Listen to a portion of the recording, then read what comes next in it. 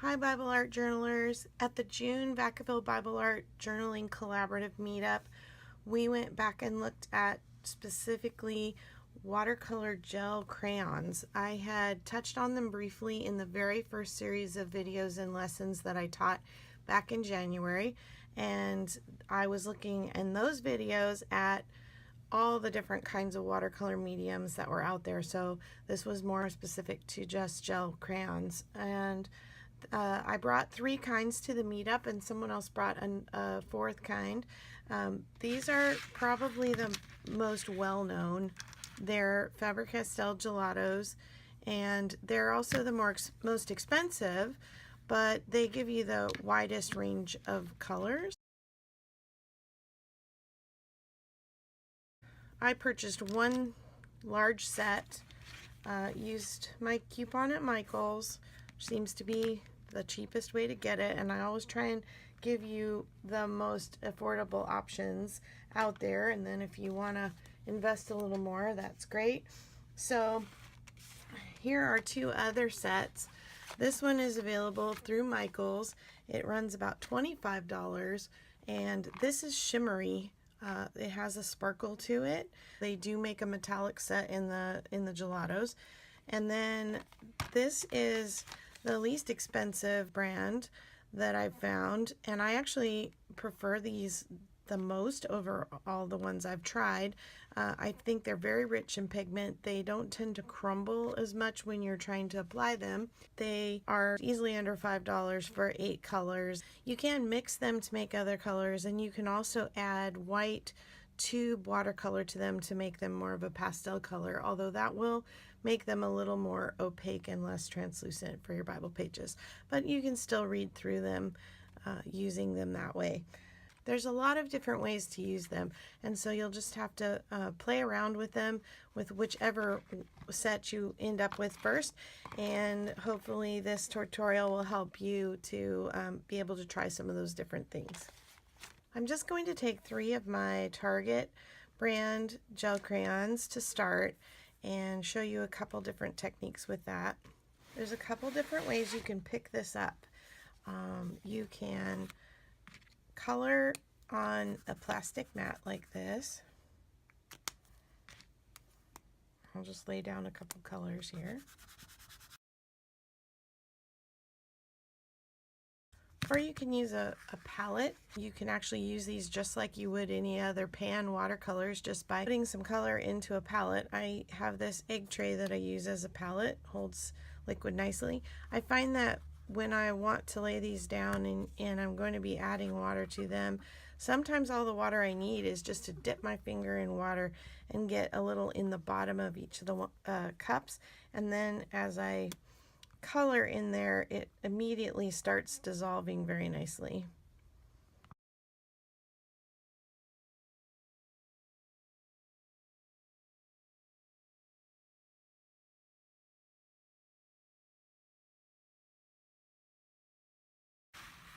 Leave these where you can see them a little bit. Okay.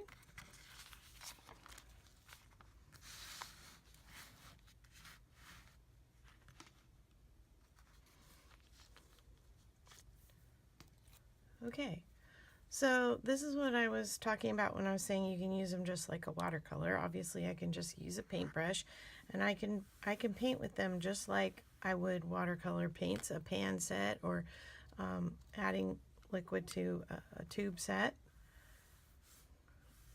They have nice vibrant colors, especially these Target brand ones. That's why I like them so much. Faber Castell does make a kids gel crayon set with more colors, a little bit smaller crayons, and those, my experience has been they're not as vibrant in color. So that's with a paintbrush. Another way you can apply these, like for backgrounds, I'm going to make crinkly noises here.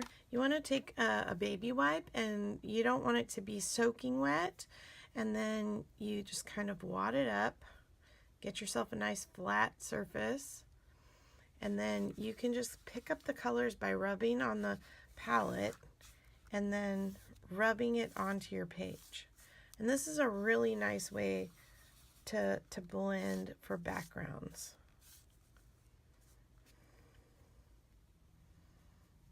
Try the blue. Just pick them up and spread them down. My preferred way to pick these up is actually using makeup sponges, and they have these really high dense foam teardrop shape makeup sponges, and they're nice and firm, and so you can use the tip for getting into small areas, and you can use the wide end for doing background spreads like this, and your fingers don't get in the paint. Whereas if you use something like these smaller makeup triangles, they tend to collapse down and then you get your fingers painted. But these are a really affordable option. You can get a big set like this at the dollar store. And with the sponges, I just pick up the paint with the sponge, and I pretty much just mix what I need in there, and then I'm just going to drag to lay it down.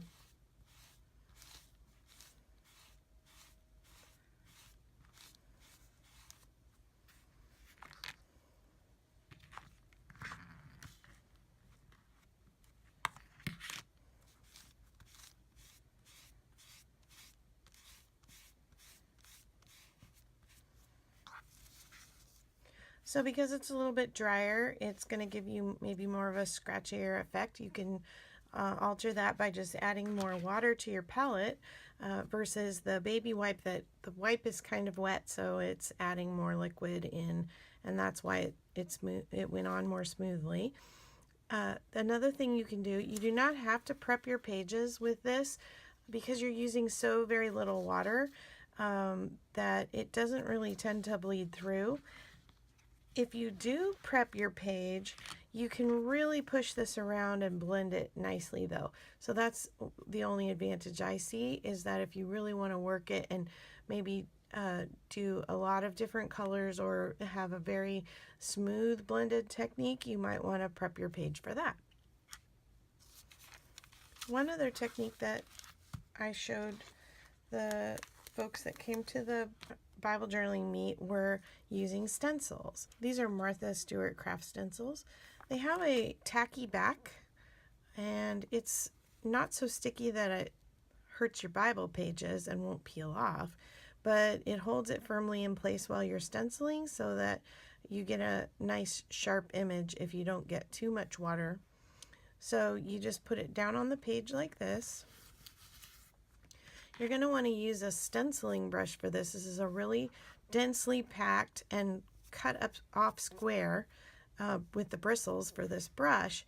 And again, we're just going to mix color in our palette.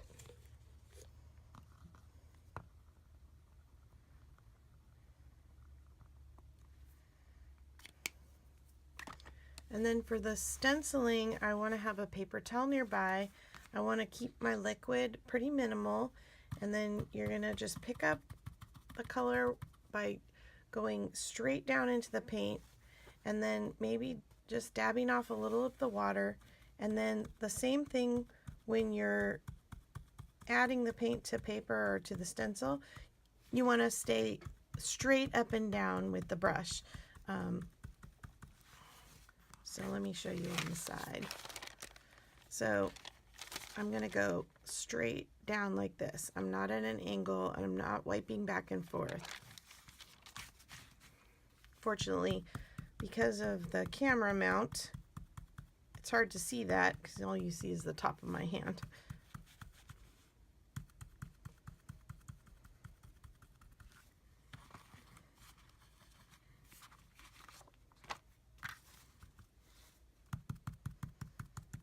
And as soon as I get lazy and don't dab this off on the paper towel first is when I get a little too much water, and then it will soak into the paper and run under the stencil. And washing my brush is one of the things that tends to add too much water.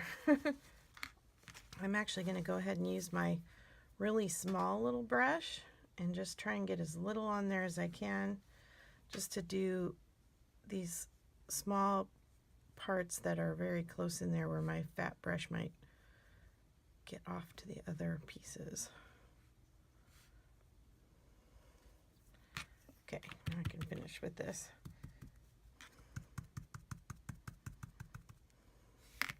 For our practice pages, we use dictionary pages because they're very similar to our Bible pages. When you're working in your Bible, say this is where the page is actually inserted into the Bible on this edge. So I'm going to hold that firm with my hand, acting as if it was in a book.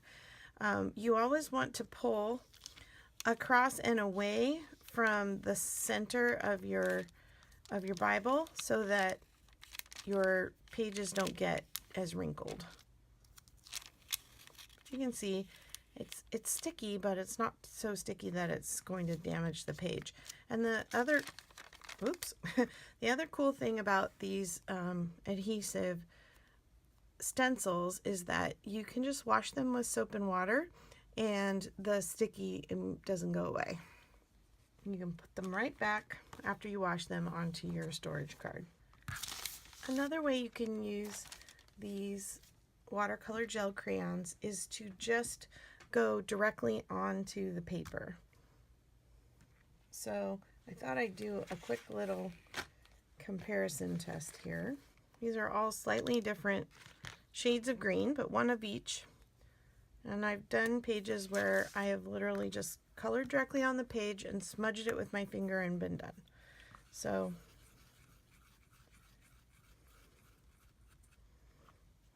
you can see that was the Up and Up brand, Target brand. This is the Recollections Sparkly Shimmery, I guess, not sparkly. It's not like it's just a little bit of shimmer. I don't know if you can see that on the camera. And then these are the Gellatos.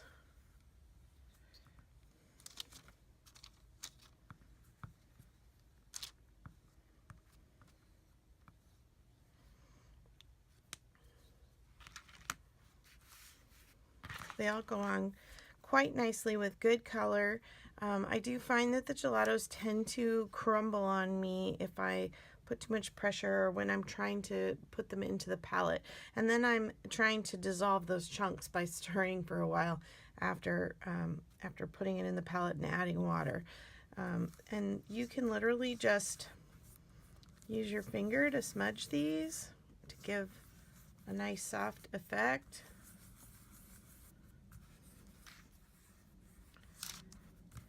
And then the thing about the watercolor gel crayons, you could add water after you've put it on the page and blend it out if you wanted.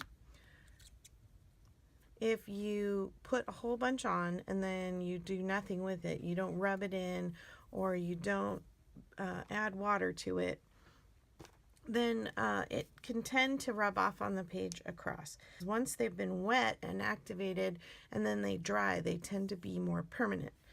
Here's the baby wipe again. So see how I could put it directly on the page and then I could just wipe it out like that. So that's a few different ways you can get these onto the page and use them. I will be posting some fast forward videos of some actual pages that I'm doing with the watercolor gel crayons. So hopefully watching this video will be the explanation for what you're about to see in the next videos.